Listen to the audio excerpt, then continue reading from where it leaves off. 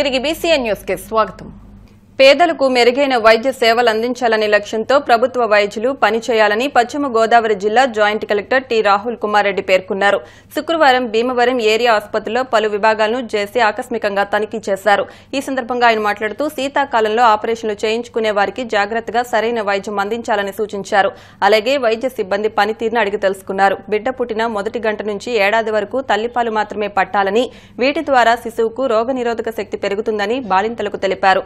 బాలింతలకు operation చేయడంతో పాటు ఆ బిడ్డకు మెరుగైన వైద్యం అందించడానికి ఏలూరు జిల్లా హాస్పిటల్కి తరలిస్తున్నట్టు జేసీకి ఆసుపత్రి సూపరింటెండెంట్ తెలిపారు. భీమవరంలో రాత్రి యాక్టివిటింగ్ మేనేజ్మెంట్ యూనిట్ అని చెప్పి కొత్త యూనిట్ స్టార్ట్ చేయడం జరిగింది. దీని యొక్క ముఖ్య ఉద్దేశం పుట్టిన పిల్లలకి తల్లిపాలు ఇవ్వడంలో అవగాహన క్రియేట్ చేయడం. ఎవరికైనా సరే డోనర్స్ ఎక్సెస్ మిల్క్ ఉన్నా కూడా వాళ్ళందరికీ ఎక్సెస్ మిల్క్ కలెక్ట్ చేసుకొని లేని తల్లులకి ఇది డొనేట్ చేయడం, దానికి సరిపడా ఇన్ఫ్రాస్ట్రక్చర్గా క్రియేట్ చేయడం జరిగింది. దీంట్లో ముఖ్యంగా ఎన్సీసీ వాళ్ళకి స్పందన వాళ్ళు ఇద్దరు ఇంజనీర్స్ కూడా come forward donating this infrastructure.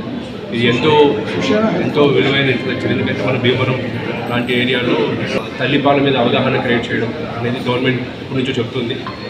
తల్లిపాలు ఇస్తే పిల్లలకి ఖచ్చితంగా ఆరోగ్యం అనేది బాగుంటుంది.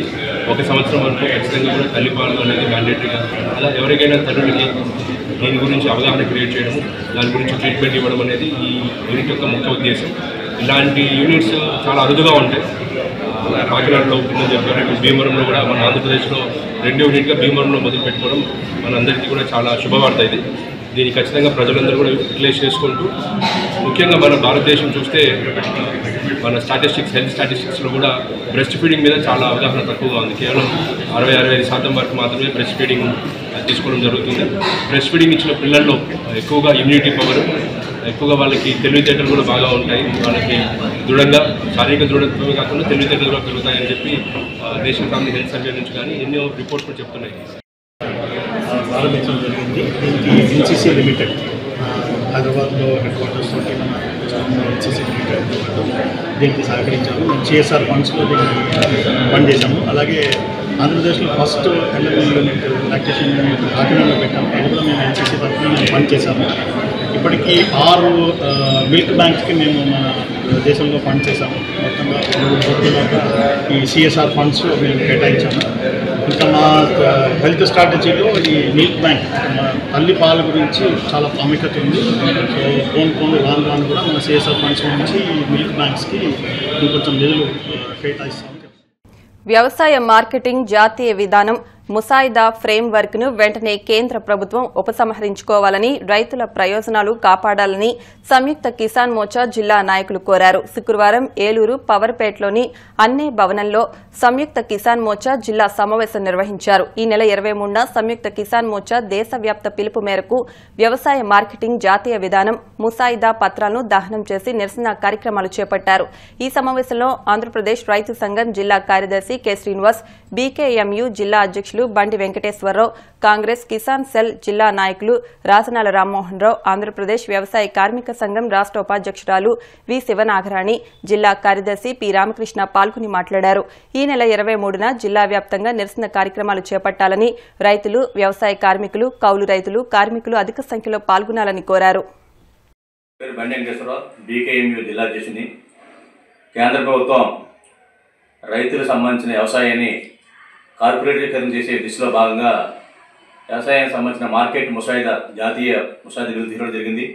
ఆ బిల్లును తక్షణమే ఉపసంహరించాలని కోరుతూ ఈ నెల 23వ తేదీన సంయుక్త కిసాన్ మోర్చా నిరసన కార్యక్రమం పిలుపుకోవడం జరిగింది. అందులో భాగంగా ఈ నెల 23వ తారీఖు సోమవారం నాడు ఉదయం 10 గంటలకు పాత బస్ స్టాండ్ అంబేద్కర్ విగ్రహం వద్ద సంయుక్త కిసాన్ మోర్చా ఆధ్వర్యంలో నిరసన కార్యక్రమం చెప్పడం జరుగుతుంది. ఈ కార్యక్రమంలో రైతులు, వ్యవసాయ కార్మికులు పెద్ద సంఖ్యలో పాల్గొని కేంద్ర ప్రభుత్వం అనుసరిస్తున్న రైతాంగ, కార్మిక, వ్యవసాయ కార్మిక ప్రజావిరోధ విధానాన్ని తిప్పుకోవడాలని చెప్పేసి విజ్ఞప్తి చేస్తున్నాం. 2021 జనవరిలో ఇచ్చిన హామీలు ఏ ఒక్క హామీని అమలు చేయలేదు. ఆ యొక్క హామీలను అమలు చేయాలని, రైతులకు సంబంధించిన గిట్టుబాటు ధర చట్టాన్ని తీసుకురావాలని, తదితర సమస్యల మీద రైతులు ఆందోళన చేస్తుంటే పంజాబ్లో వాళ్ళ మీద నిర్బంధ కాండాన్ని ప్రయోగిస్తుంది. ఇప్పటికైనా కేంద్ర ప్రభుత్వం రైతులకు ఇచ్చిన హామీలను అమలు చేసి ఏదైతే కొత్తగా తీసుకొస్తున్న మార్కెట్ ముసాయిదా బిల్లు ఉందో ఆ బిల్లును తక్షణం ఉపసంహరించుకోవాలని డిమాండ్ చేస్తున్నాం. ఈ నెల 23వ తారీఖున సంయుక్త కిసాన్ మోర్చా ఇచ్చిన పిలుపులో భాగంగా కేంద్ర ప్రభుత్వం తీసుకొచ్చిన వ్యవసాయ మార్కెట్ నూతన జాతీయ విధాన పత్రాలని దగ్ధం చేసి ఇవాళ నిరసన తెలియజేయాలని చెప్పేసి పిలిపివ్వడం జరిగింది. ఇవాళ జిల్లా వ్యాప్తంగా కూడా అన్ని ప్రాంతాలు కూడా రైతులు, వ్యవసాయ కార్మికులు, కౌలు రైతులు, కార్మికులు అందరూ కలిసి ఈ నిరసన కార్యక్రమాలు నిర్వహించాలని చెప్పేసి విజ్ఞప్తి చేస్తా ఉన్నాం.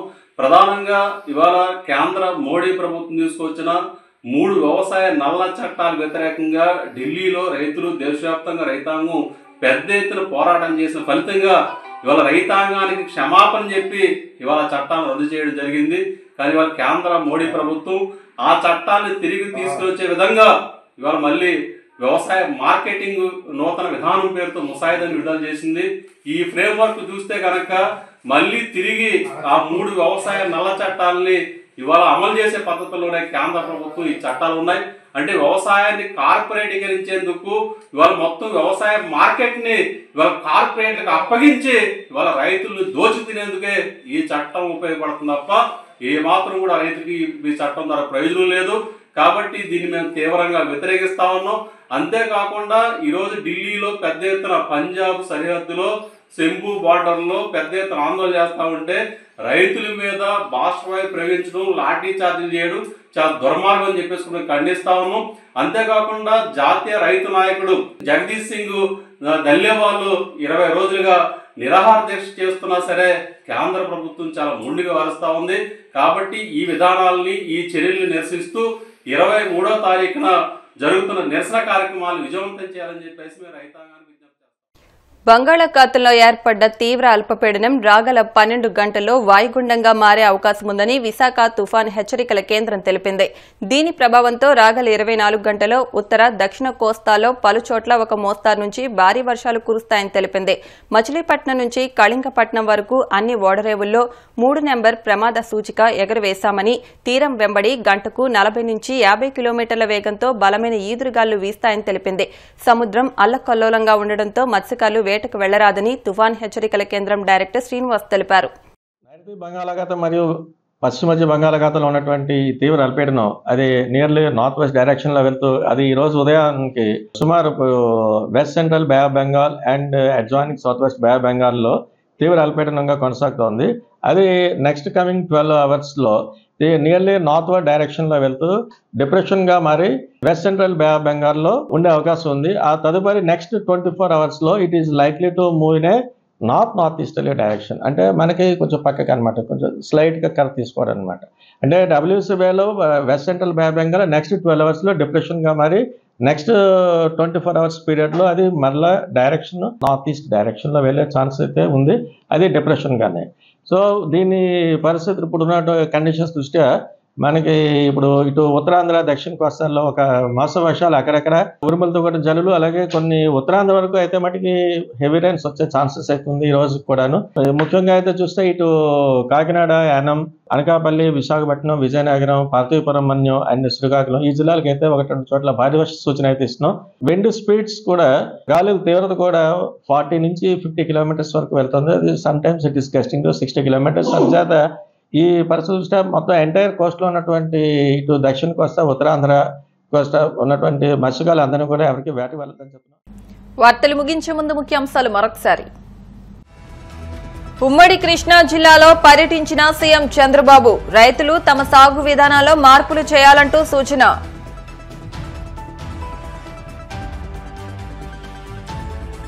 టీడీపీ అనుకూల మీడియాలో వైసీపీపై అసత్యాలు మానండి. ఇప్పటం ఘటనపై కోర్టు జనసేనకు మొట్టికాయలు వేసిందన్న వైసీపీ నేత కనుమూరి రవిచంద్రారెడ్డి.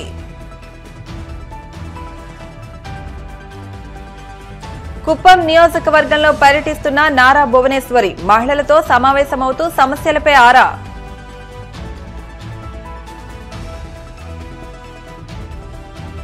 బంగాళాఖాతంలో ఏర్పడ్డ తీవ్ర అల్పపీడనం, మచిలీపట్నం నుంచి కళింగపట్నం వరకు పోర్టులను అలర్ట్ చేస్తున్న అధికారులు. ఈ వార్తలు ఇంతటితో సమాప్తం. మరిన్ని వార్తల కోసం BCN digital YouTube channel, Facebook page ను ఫాలో అవ్వండి. అప్డేట్ వార్తల కోసం ప్లీజ్ సబ్స్క్రైబ్.